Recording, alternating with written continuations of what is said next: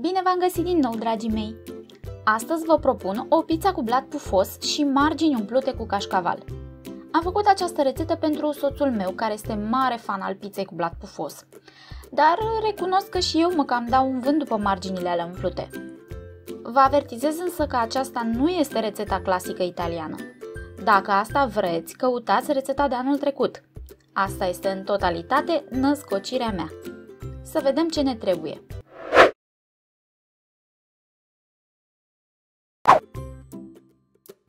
...300 de grame de făină 3 nule, 8 grame de sare, 13 grame drojdie proaspătă sau 4 grame drojdie uscată, 15 grame zahăr, 220 de grame lapte 3,5% călduț, sos de roșii, aproximativ 300 de grame de cașcaval, toppinguri după placul vostru, un cățel de usturoi, 30 de grame de unt 82% grăsime topit, puțin cimbru, puțin oregano și puțin rozmarin.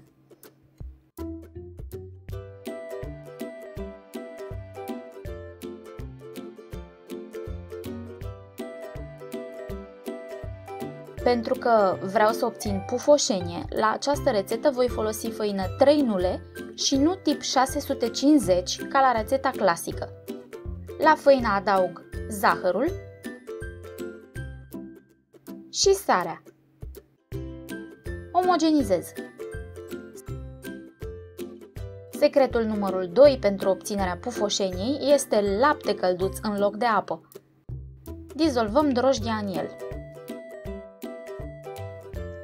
Neapărat să aveți grijă să fie călduț, nu fierbinte, altfel drojdia moare și aluatul nu mai dospește. Punem laptele peste făină. Amestecăm până se prinde aluatul. Apoi ne folosim de mâini. Scoatem pe masă și frământăm.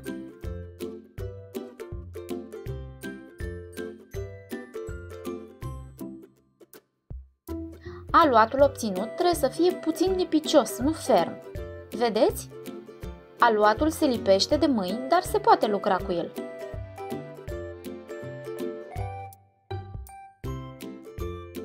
În funcție de cât de uscată este făina voastră însă, s-ar putea să obțineți un rezultat diferit, așa că trebuie să vă orientați și să faceți ajustări. Dacă este prea tare, mai adăugați puțină apă la frământat. Dacă este foarte, foarte lipicios, mai puneți puțină făină. Aluatul se frământă cam 10 minute. După ce am terminat, ungem castronul cu puțin ulei și punem aluatul în el. Dăm un puf de apă deasupra, acoperim cu folie de plastic și lăsăm să dospească la loc cald aproximativ o oră sau până își dublează volumul. În timp ce aluatul dospește, ne pregătim celelalte ingrediente, precum sosul de roșii. Voi folosi același sos de roșii ca și la rețeta clasică. Vi-l mai aduc aminte o dată. Lista ingredientelor este aici. Așadar, punem roșiile într-un robot împreună cu condimentele. Zahăr, sare, piper, oregano, cimbru și busuioc uscat.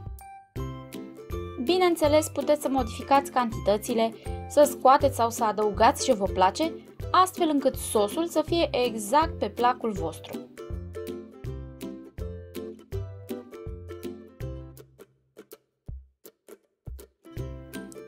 Acum, pregătim cașcavalul. Trebuie să tăiem niște batoane ca să umplem marginile cu ele. Eu le tai destul de subțirele, dar dacă vreți mai multă brânză pe margine, atunci le tăiați mai groase. Bucățile necesare sunt în funcție de lățimea bucății de cașcaval din care tăiați și în funcție de tava pe care o folosiți, așa că n-aș putea să vă spun un număr exact. Am tăiat jumătate din cașcaval batonașe, iar restul îl dau pe răzătoare. Pregătiți și restul de ingrediente pe care vi le-ați ales pentru pizza voastră. Eu am aici măsline, un ardei gras, câteodată pun și iute dacă am poftă, și salam picant. Cu vreo 15-20 de minute înainte, preîncălziți cuptorul la temperatura maximă. Un alt secret al acestei pizze, care face marginile foarte gustoase, este untul aromat. În 30 de grame de unt topit, punem un cățel de usturoi dat prin presă, puțin rozmarin, puțin cimbru și puțin oregano. Acesta îl pregătim când aluatul este aproape dospit. Amestecăm și dăm deoparte. Trebuie să vă arăt și tava pe care o folosesc. Este o tavă specială de pizza cu perforații, dar nu sunt esențiale perforațiile, și are diametrul de 30 de centimetri. Evident că va rezulta o pizza foarte mare, suficientă pentru 2 persoane. Aluatul meu este gata.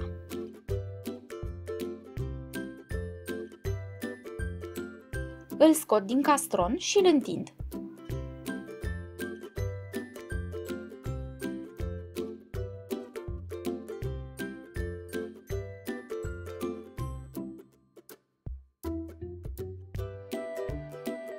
Am grijă să fac foaia de aluat doar cu câțiva centimetri mai mare decât tava.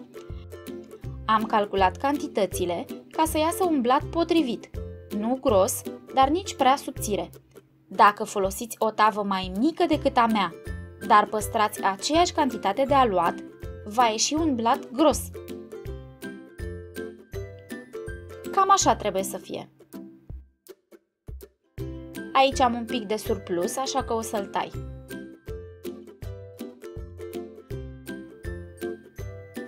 Pe margine așezăm acum batoanele de cașcaval.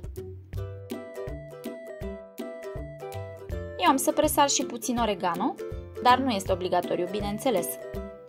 Următorul pas este să învelim batonașele de cașcaval în aluat.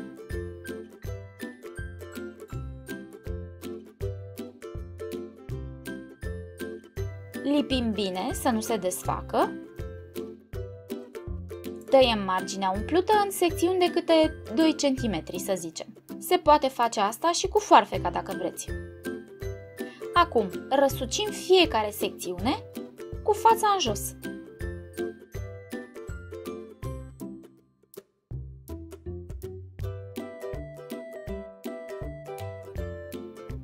Așa se obține minunata margine umplută.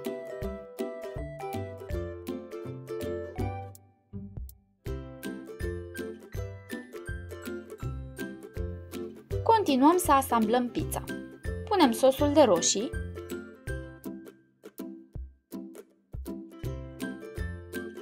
un strat de cașcaval, dar nu-l pun pe tot, mai las puțin, toppingurile pe care mi le-am ales,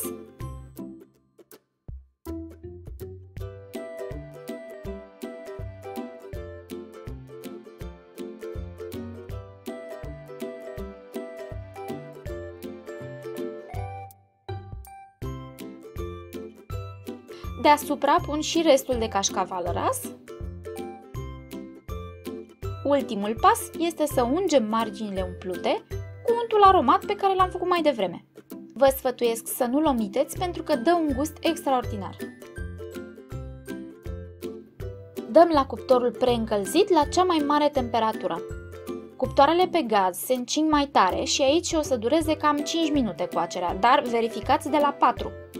Cuptoarele electrice nu se încing la fel, iar coacerea durează în general cam 7 minute, dar la fel, stați cu ochii pe ea pentru că fiecare cuptor e diferit. Este gata!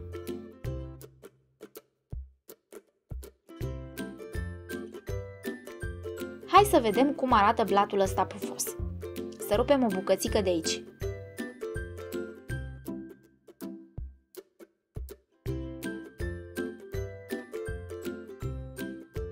Să încerc să o și desfac. Cam așa arată. Să mai rupem una?